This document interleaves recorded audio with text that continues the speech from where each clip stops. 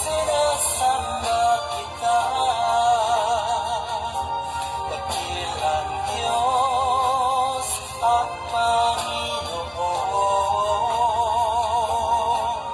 Tunay na ika'y walang katulad, tunay na ika'y di magpapago, mabuti ang Diyos na sa ating pinagmamahal.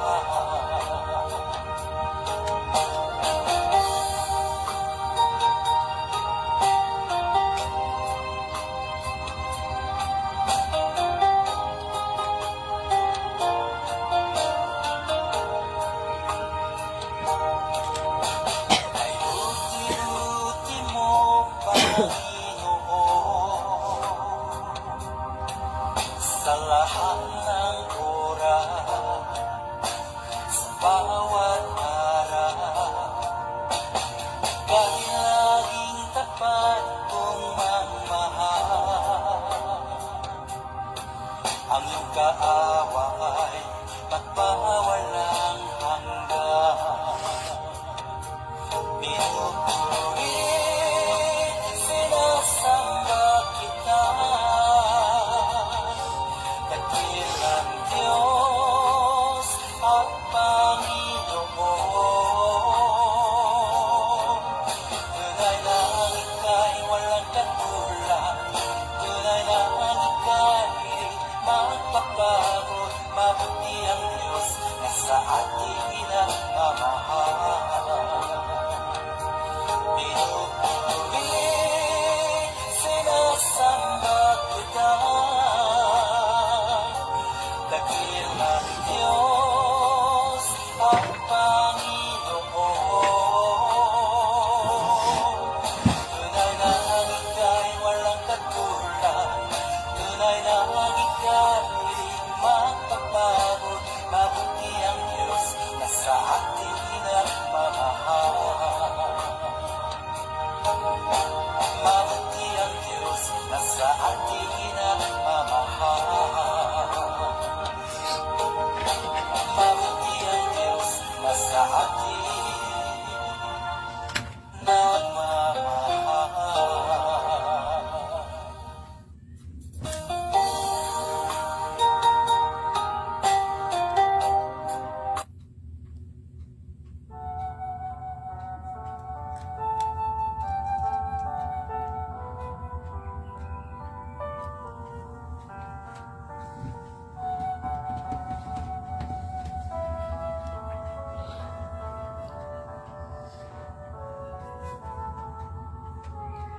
Ang kabutihan ng Diyos ay patuloy na ipinagkakaloob sa atin sa bawat araw.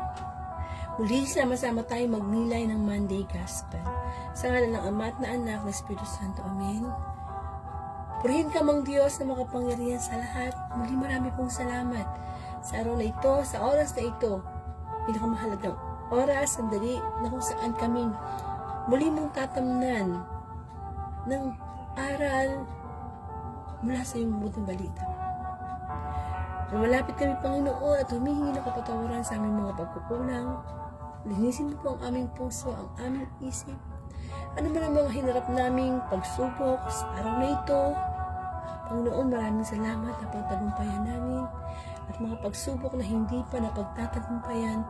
Alam namin, Lord, na Ikaw ang tutulong sa amin upang kami magtagumpay. Bigyan mo kami ng karunungan, Panginoon. Bigyan mo kami ng kababaan ng loob na lumapit at makinig lamang sa iyong mensahe. Uli ang iyong amang lingkod ay gamitin mo lamang upang daluyan ng iyong mensahe, O Lord. And of course, come Holy Spirit, we need you, and come Holy Spirit, we pray. Alam namin na sa mga ganitong gawain online, ang banal na Espiritu ay naririto. Tumabay sa amin, kung sa ganon, Espiritu ng Diyos at ang Espiritu namin ay magkaisa sa pangalan ng Panginoon Jesucristo.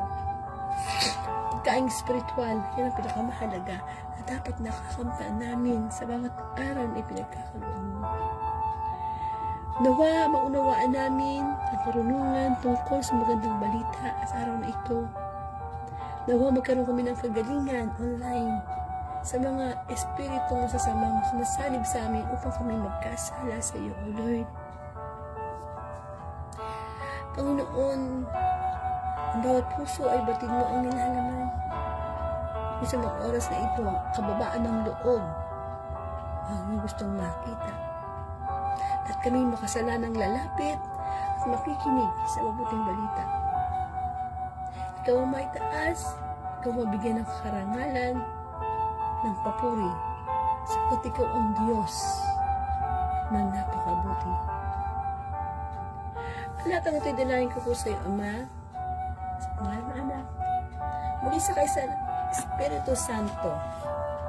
Amen.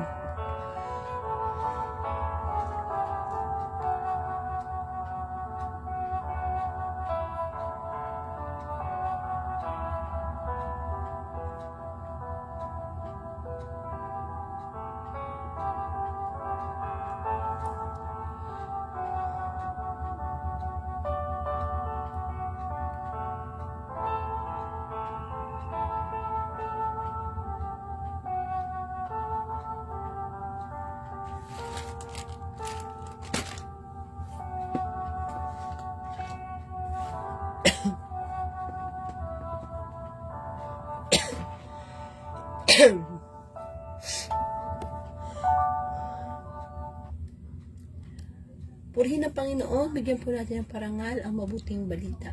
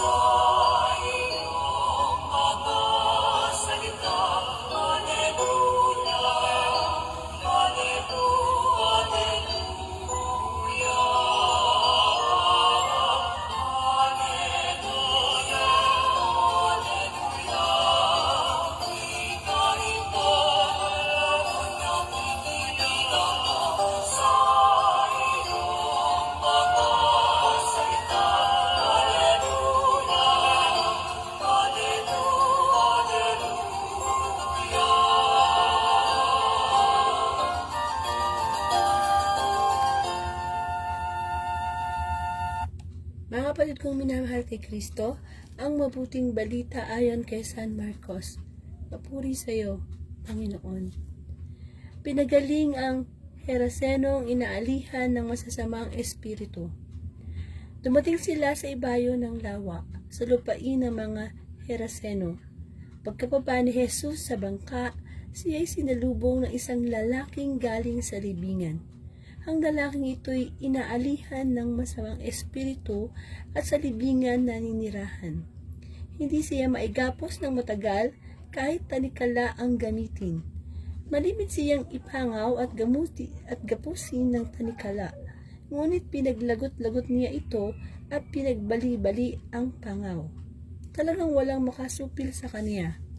Araw-gabi nagsisigaw siya sa libingan at sa kaburulan at sinusugatan ng bato ang kanyang sarili. Malayo pa'y natanawan niya si Jesus.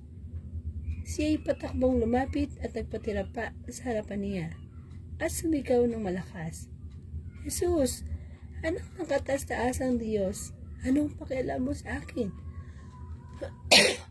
Excuse me.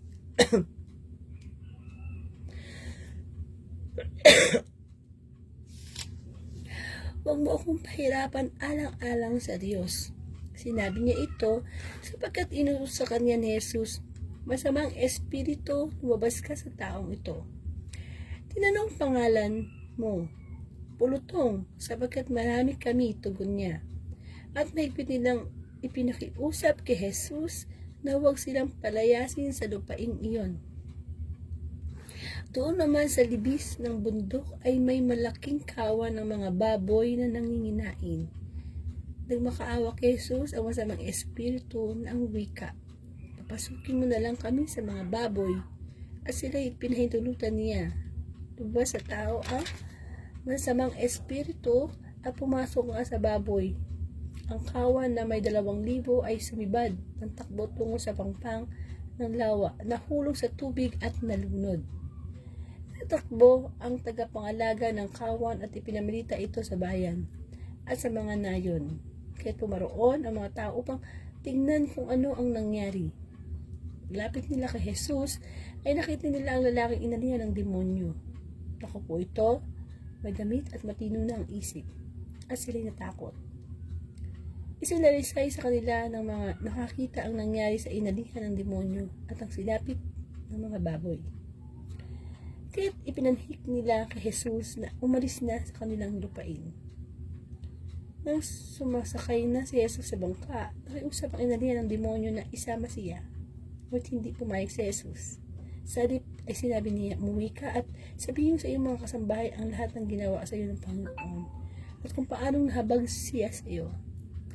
Umalis ang tao ito at ipinamalita sa Decapolis ang ginawa sa kanya ni Jesus at nagilalas ang lahat na nakarinig niyon. Mga kapatid, ang mabuting balita ng Panginoon. Pinupuri ka namin, Panginoon Hesus Kristo. Amen. So, welcome po sa Word of God, Daily Gospel. Muli, ang layunin ng Facebook Live na ito ay talaga na promoting mabuting balita every day through Facebook Live. Muli, pasensya na ang boses ko, uso ang ubo, uso ang sipon, so eto, malat. Amen. Pero sa awa naman ng Diyos, siguro naman kahit pa paano, maintindihan nyo pa rin yung boses ko. Okay? Buti nga ngayon nakakapagsalita na ako. Mahirap po no. Kasi ang ano ngayon, marami ngayong minamalat, maraming inuubo, sinisipon because of the weather. Anyway, ako po Sister Angelica at ako po isang Katoliko mula sa Bulacan. At ang Facebook Live na ito, nag-start pa noong year 2019 up to the present. Thank you so much, Panginoon, no? And of course, alam naman natin na importante nakakarinig tayo ng everyday gospel, hindi lang tuwing linggo. Kasi maituturing natin itong spiritual food natin. So, bigyan natin ng senaryo ang Monday Gospel. No? Medyo mahaba yung mahaba yung gospel. Kung kailan ako namamalat, tsaka mahaba yung gospel.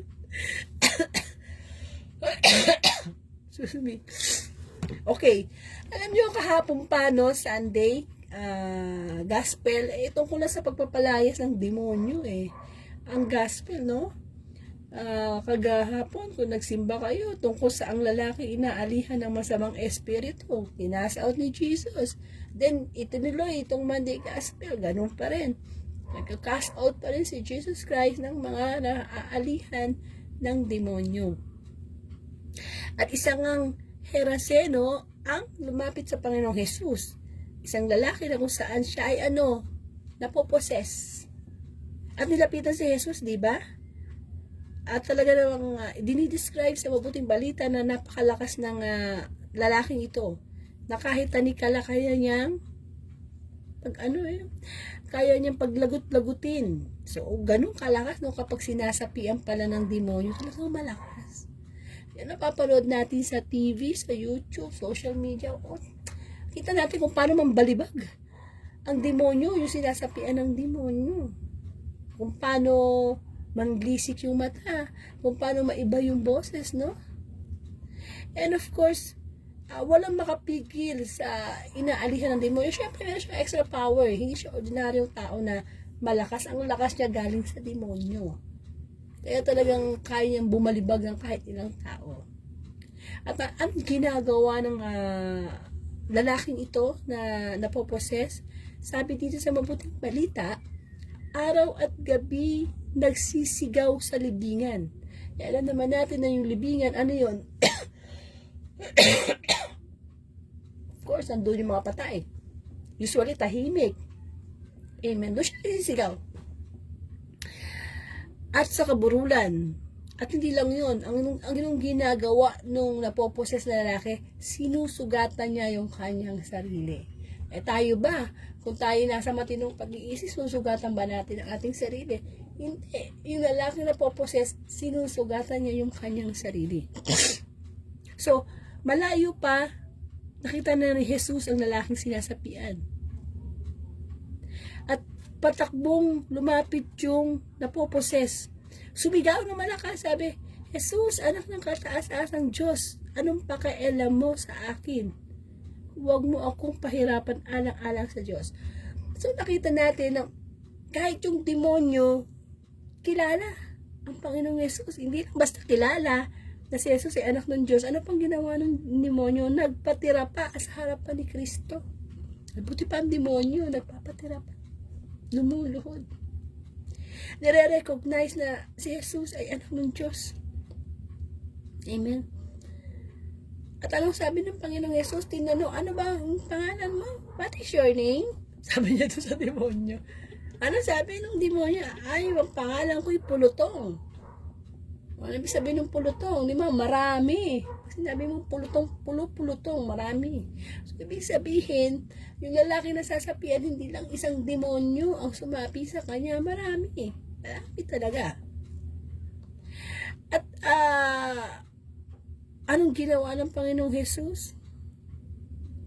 Nakita niya, kawan ng mga baboy. At yung mga demonyo na nakasaut niya sa lalaking ito, inilipat niya doon sa mga baboy. Amen. At anong nangyari sa mga baboy? Hindi nataranta. Ikaw ba naman, nananahimik ang baboy, ay sapian ka ng demonyo. Ewan ko na kung di mataranta yung baboy. Eh, dito tumakbo at nahulog sa bangin. Eh, halos 2,000 yung baboy na yun. Nahulog sa tubig. Nahulog. Amen. So, nakita ng mga nag-aalaga ng baboy yung nangyari. At ipinamalita nila ito sa mga tao. Amen. Tapos, nakita nila na yung taong sinasaniba ng demonyo, matino na. Matino na isip, makakausap mo ng matino na. Amen. Kasi nakasaot na yung demonyo. Bumalik siya sa dating tuno. Nakaupo na ng maayos, may matino ng damit, may matino ng pag-iisip. Eh, syempre, yung mga tao medyo natakot. No? Na hindi naman lahat ng nakakita doon talagang nakikinig sa Panginoong Jesus. Iba nakikimarites lang, nakikichismis lang. Amen. So, nakita nila yung nangyari sa baboy. So, ang Panginoong Jesus, yan sa mga ginawa niya, na nagkatawang tao siya. Cast out ng demonyo. At hindi madaling gawaan yun, ha? Kaya nga, inggit na inggit sa kanya ang mga eskriba, mga pariseyo. Paano? Hindi nila kaya mag-cast out ng demonyo. Eh, kasi mismo yung demonyo nasa kanila. Di ba? Inggit minamaliit ang Panginoong Jesus. Sinasabi, anak lang yan ng karpintero. Amen.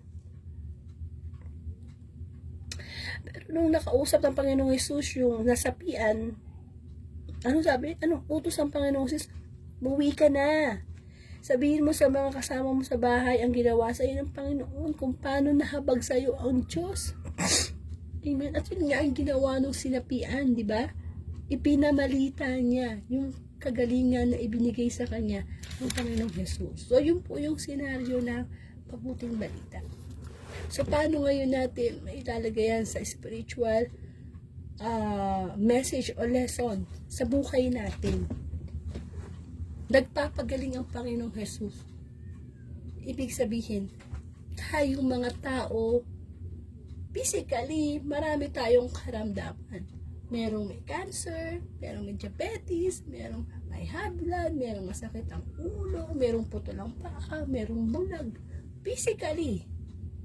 At sino bang usually nalalapitan natin? Doktor. Babayad ka ng doctor's fee, hospital fee, re-resetahan ka.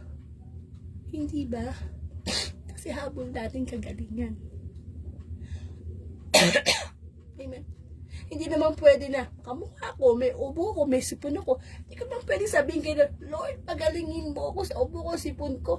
Eh, kailangan ko kumitos. Ang bumili ng gamot. Diba? Para gumaling ako. Amen. Hindi natin lahat maaasa sa Diyos ng himala. Kasi nga, kaya nga may doktor, kaya nga may nurse, kasi ginagamit ng Diyos itong mga tao para bigay ng kagalingan sa mga tao. Amen. So, pero, ang ang mismong gusto ng mabuting balita for this Monday, no? Ang pagbasa nga pala ay nanggaling kay Marcos, chapter 5, verses 1 to 20. Ngayon po ay January 29, 2024. Ay ang kagalingang espiritual. Sapagkat tayong lahat ay inaalihan ng mga demonyo lagi, araw-araw, minuto. Hindi na natin kailangan manlisik ang mata. Hindi na kailangan umangat yung mga paa natin, lumutang sa hangin. Hindi na kailangan maging malakas tayo para mambalibag ng kung sino. Hindi na kailangan na umikot yung ulo natin, kamukha na napapanood natin sa mga exorcism.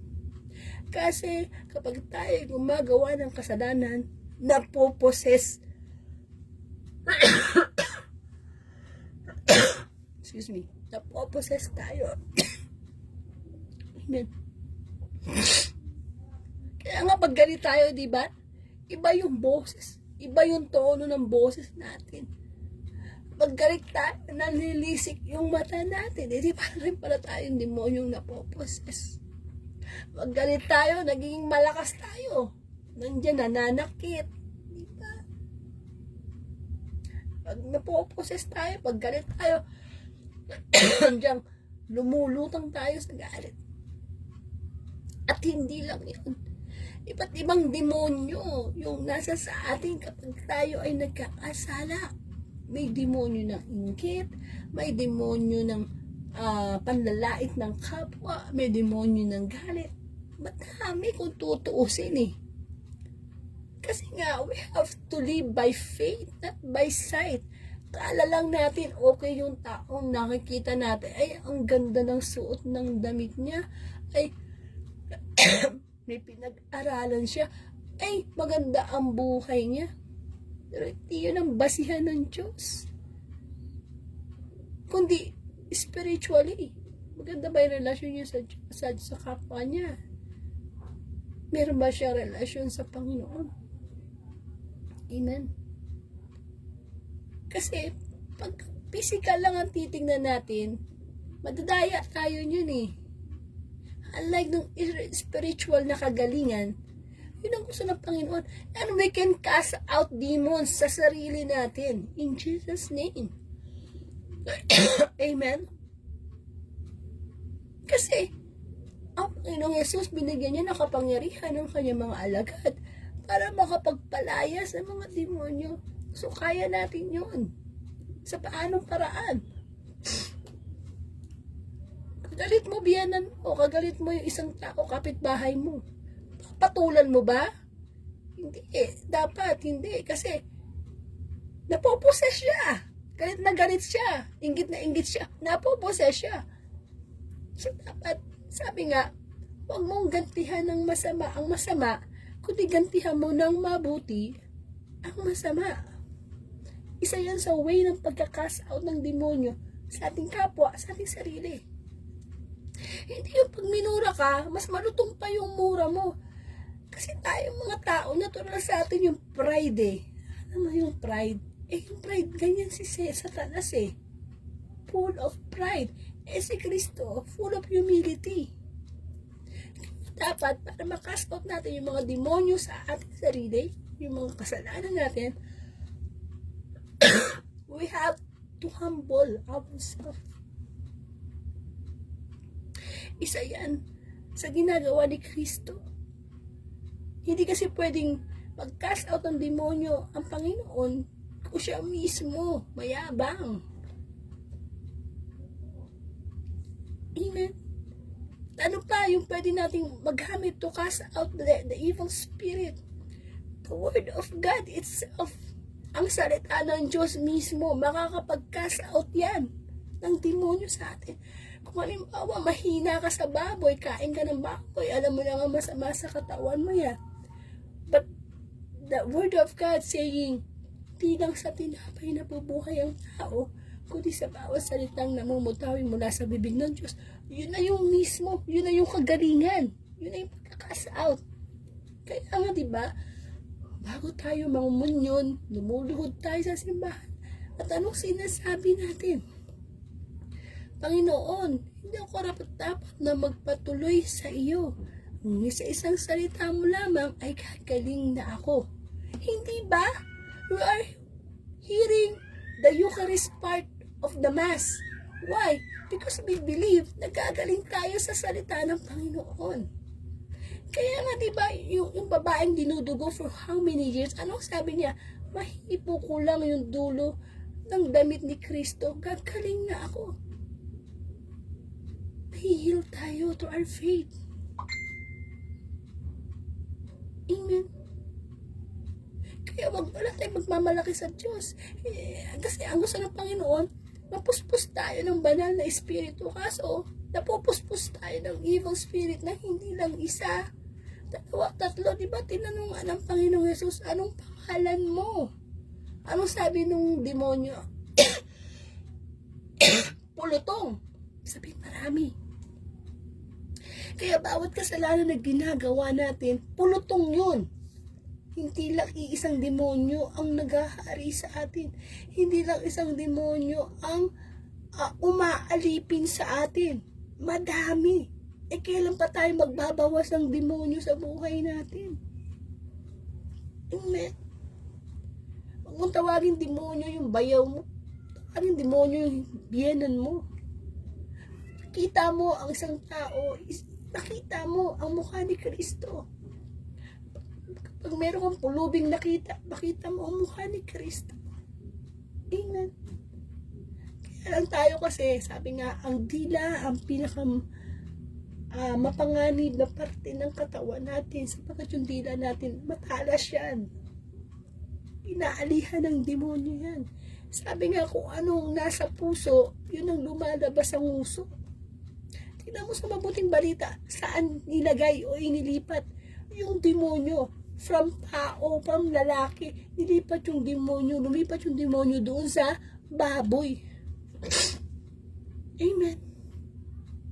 Pero tayo mga tao, sarap na sarap sa baboy. Lalo na pag lechon.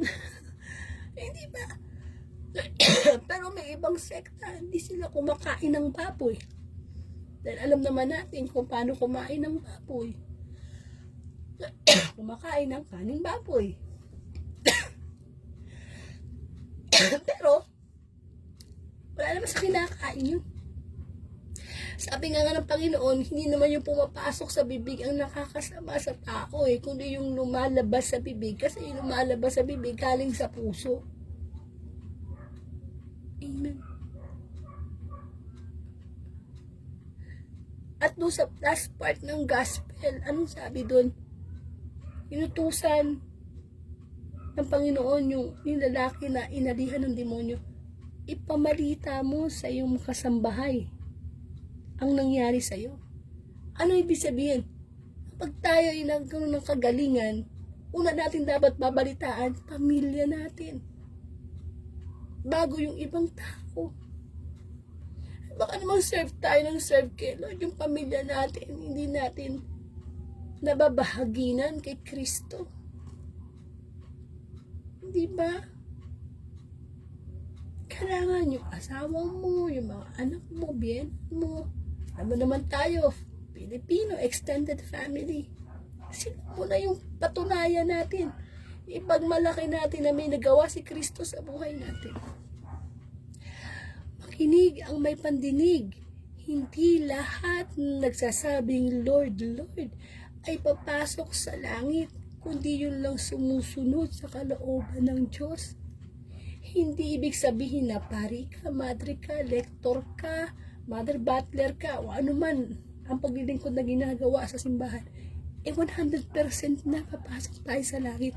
No, no, no. Anong sabi? Yung sumusunod lang sa utos at kalooban ng Diyos.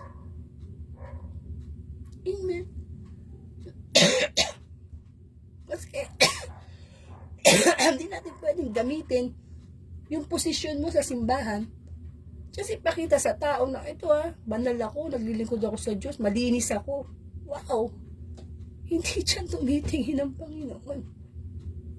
Sabi mo pang lay minister ka, pari ka, hindi dyan. Amen.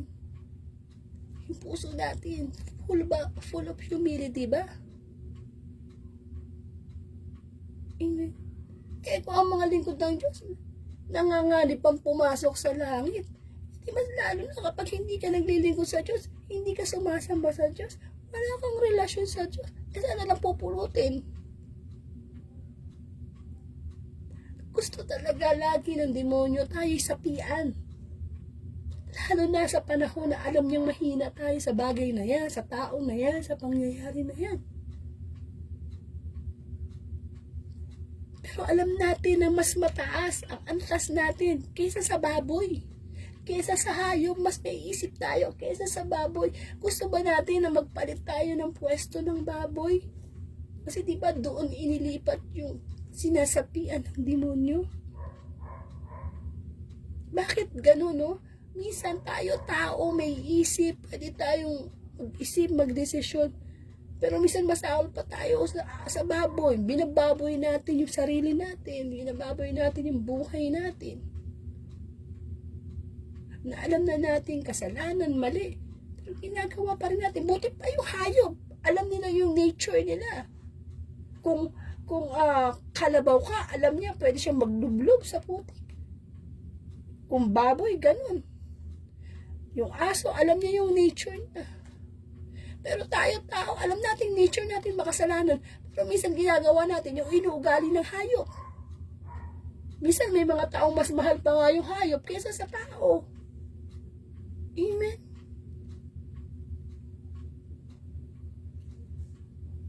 Tayo ay laging inaabangan ng demonyo. Hindi lang isa. Madaming demonyo. Kasi yun naman ang purpose ng Diablo eh. Tayo to steal, to kill. Kaya maging malakas yung pakiramdam natin. Mataas yung tingin natin sa sarili natin. Yung pala, sangkaterbang demonyo pala. Meron tayo. Yung mga tipong gumagawa ng kabutihan, pero deep inside, meron palang masamang hangarin sa kapwa. Maloloko natin ang lahat, pero hindi ang Diyos. Maloloko natin kahit yung sarili natin, pero hindi ang Diyos. Si Maria Magdalena, 7 demonyo ang kinasaot sa kanya ni Jesus Christ. Tayo kaya, may 7 kayong demonyo? Baka 77 demonyo. Mahirap yun. Pinagtutulungan tayo ng demonyo para madala sa kasalanan. So, paano natin mapagtatagumpay yun? Kailangan babad tayo sa salita ng Diyos, hindi lang tuwing araw ng linggo. Eh, sabi nga ng salita ng Panginoon, magbasa ng Bible everyday. Hindi nga natin nagagawa. Pwede makinig na lang tayo sa YouTube, sa TikTok, sa Facebook, ng mga ganitong gawain. Kasi nire-remind tayo ng Diyos. At sabi nga ang demonyo, laging nasa kwarto. Pag nag-iisa ka, ang daming demonyo dyan. Bubulungan ka, di ba? Our mind is the battleground. Nabubuhay tayo sa spiritual battle between good and evil. Kapag gumagawa tayo ng mabuti, huwag nating sasabing mabait ako. Kapag gumagawa tayo ng mabuti, ang Diyos ang mabait. Sapagkat pinaparaan lang sa atin kung sino may natulungan natin. Pinapadaan lang sa atin. Instrumento lang tayo. Lahat tayong pagmamay-ari dito sa mundo. Lahat hinihiram. Buhay natin, pamilya natin, trabaho natin, bahay natin. Kaya dapat di tayo nagmamalaki sa Panginoon. Hindi yung pag nagkaroon ng konting katungkulan, lumalaki na uno, nasasapian na ng demonyo, nasasapian na ng kayabangan ng demonyo. Amen. Kaya magkaroon tayo din ng pagkakaunawaan. Merong mga demonyo sa atin. Meron din demonyo ang ating kapwa. Magkaroon tayo ng habag. Kasi ang Panginoong Jesus, kinahabagan tayo eh. Dumating ang Panginoong Hesus sa mundo hindi para sa mga banal, para sa mga makasalanan na ako, ikaw. Amen. Ang Panginoon, kilala niya kung sino para sa Kanya. Ang Panginoon, alam niya kung anong gawain ng demonyo. Bakit? Kahit siya mismo natukso sa ilang for 40 days and 40 nights. Nakita ng demonyo, pwedeng alihan ng demonyo to si Jesus kasi gutom na eh. Gutom na eh. Ano ba sabi ng demonyo? O sige, kung ikaw anak ng Diyos, gawin mong tinapay ang bato. Eh, anong lagi sinasagot ang Panginoong Hesus? Naalihan ba siya ng demonyo? Hindi. Nagmayabang ba siya? Kaya naman niyang gawin yun. Nagmayabang ba siya? Hindi. Anong sinasagot niya? Nasusulat.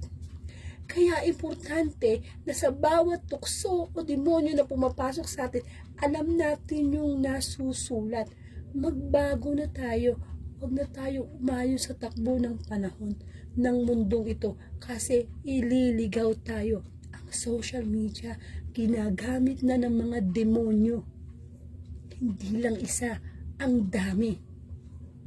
At kung tayo ay followers ng mga demonyong ginagamit ng demonyo, eh pati tayo maliligaw. Yung demonyong nasa kanila, itatransfer yun sa atin. Amen. Alam naman natin na isang pindot lang, pwede ka na makapunta sa porn site. Isang pindot lang, pwede ka na mag-post ng galit mo sa Facebook. O, demonyo yun. Kung ikaw ba'y nasa Panginoon, magagawa mo ba yun? Hindi. Iba yung sumasanib sa iyo that time. Amen. At ang nakakahiya sa mabuting balita, yung demonyo, kilala si Jesus, at nagpatira pa, lumuhod pa sa harap ng Panginoon Jesus. Samantalang tayo, tao, hindi man tayo demonyo, nilikha tayo ng Diyos, pero hindi tayo makaluhod sa presensya ng Panginoon. Kasi tayo, pwede tayong inanyayahan tayo ng Diyos na lumapit, magbagliglo, patatawanin tayo. Pero ang demonyo ay demonyo. Kaya nga diba, merong fallen angel, mga angel na nag-fall, ay hindi na sila papatawarin, kaya nilalagay na sila sa impyerno eh. Kasi fallen angel na sila eh. Kaya ingit na ingit si Satanas sa atin. Kasi kahit makasalanan tayo, makakalapit tayo sa Diyos para humingi ng tawad. Eh siya, hindi siya magawa yun. Kasi nga, wala, ano na siya, may parusa na siya eh. Kaya dapat na-observe din natin yung ating sarili. Ay, malupit ako sa hayop, malupit ako sa anak ko. Ay, gahaman ako sa pera. Ay, hindi ako tumutulong sa kapwa. Ay, ang daming demonyo na meron. May pera ka, ay, you are blessed. Kaibiganin mo yung pera mo. Actually, pera yan ni Lord eh. Pinagkakatiwala. Diba? To glorify God. Amen. Lalo na mga naglilingkod sa simbahan. Maraming demonyo ang sumusunod dyan at nag-aabang sa kaluluwa. Yung mga taong hindi umaano sa Panginoon, hindi lumalapit, walang relasyon, barkada na yan ng demonyo eh. Pero yung taong nagbalik loob sa Diyos, lumalapit sa Diyos, ay, maraming susunod. Tutuksuhin. Hindi tayo kasi ang demonyo na nakikinig ka ng gospel everyday. Ayaw niya yan. Kaya bibigyan kanya ng espiritu ng katamaran. Amen. Pero salamat na lang. At ang Panginoong Jesus nagbibigay ng kagalingan. Hindi lang yung spiritual blindness, hindi lang spiritual kabingihan, hindi lang yung spiritual na ketong, paralyzed, kundi yung pagka-cast out ng demonyo. Amen. Ay, gusto ba natin yung kaluluwa natin sa demonyo? Eh, di ba meron yung eternal life? At saka, eternal life, everlasting life, at saka eternal punishment. Eh, biro mo, pag napunta tayo sa impyerno, yung mga kagalit natin, magkikita-kita tayo doon. Eh, kung naghari sa atin ang pagpapatawad, hindi tayo mapupunta doon. Kaya nga, hanggat buhay pa tayo, binibigyan tayo ng kapangyarihan ng Diyos na makasa out yung mga demons sa atin. At ang mga demons na yan ay nagdadala sa atin sa kasalanan. Amen. Narinig ko nga pala, kapag nagsimba ako, narinig ko yung sabi ng homily ni Father. Sabi niya, diba si Kristo pagka nagka-cast out siya ng mga nasasapian, sinasabi niya, lumabas ka dyan, tumahimik ka dyan, no? Sinasabi niya sa mga na-exercise. At ganun nga ang nangyayari, sumusunod yung demonyo, no? Kasi, yung boses ng Panginoon, yung lumalabas sa kanyang bibig, ay galing sa Diyos. Kaya nga yung mga propeta noon, sila ang voice of God. Sila Abraham, sila Moises, sila Noah, sila Isaac. Hanggang sa panahon na ito, yung mga ginagamit ng Diyos, voice of God yan.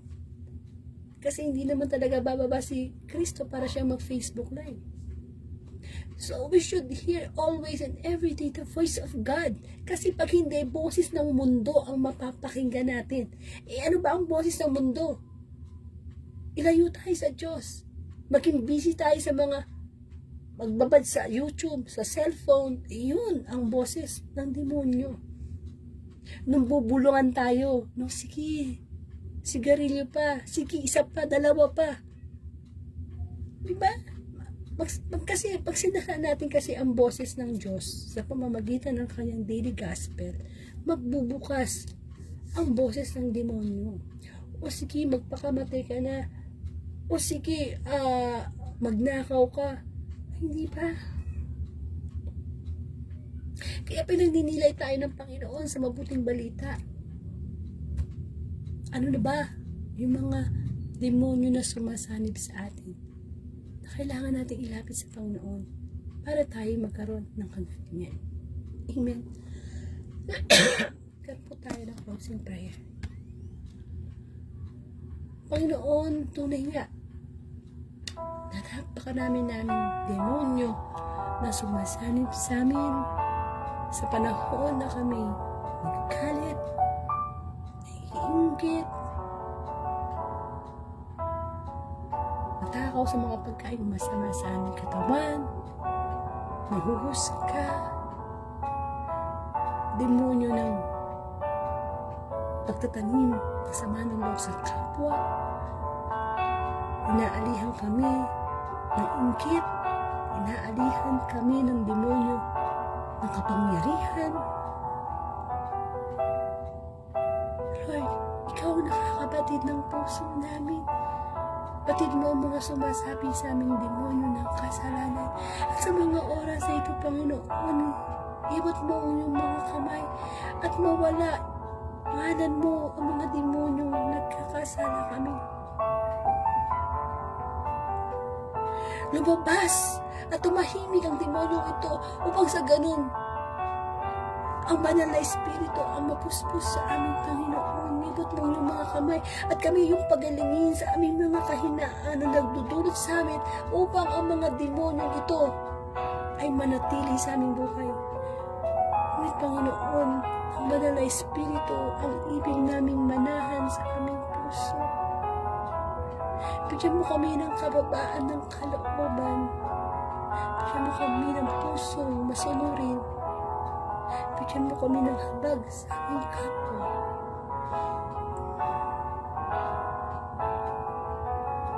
Ang namin, sumasalangit ka. Sabahin ang alam mo. Pasaan ang kaharian mo. Sundin ang loob mo dito sa lupa para nasa langit. Bigyan mo kami ng aming kakain sa araw. Patawarin mo kami sa aming mga sala. Para ng pagpapatawad namin sa nagkakasala sa amin.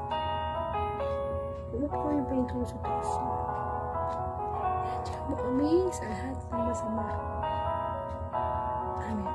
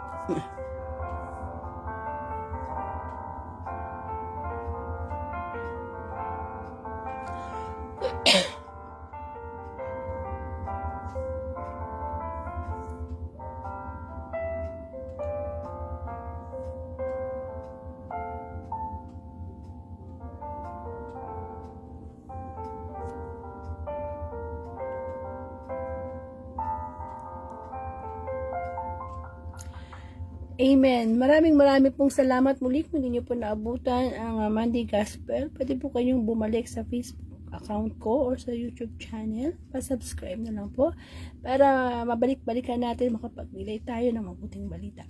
At muli, kung ipagkakaloob ni Lord ang January 30. Ang bilis ang panahon, 30 na. Muli tayo magsama-sama para sa Tuesday Gospel.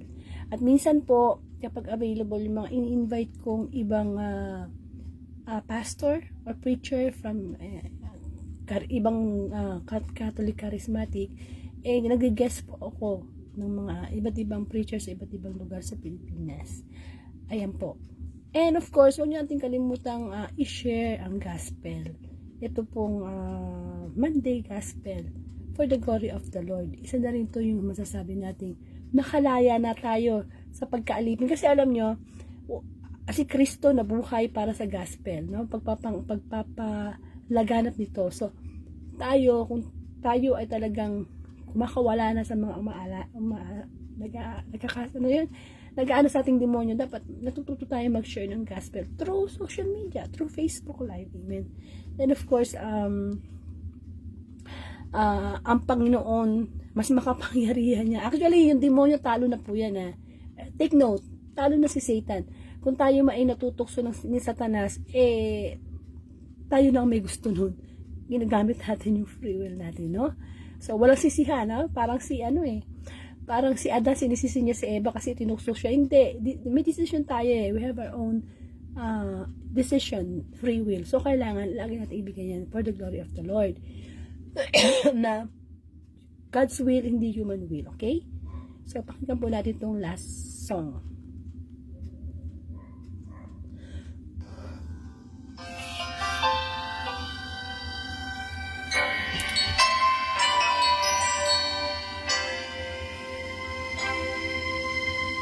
Just what is it in me? Sometimes I just don't know what keeps me in your love. Why you never let me go. And though you're in me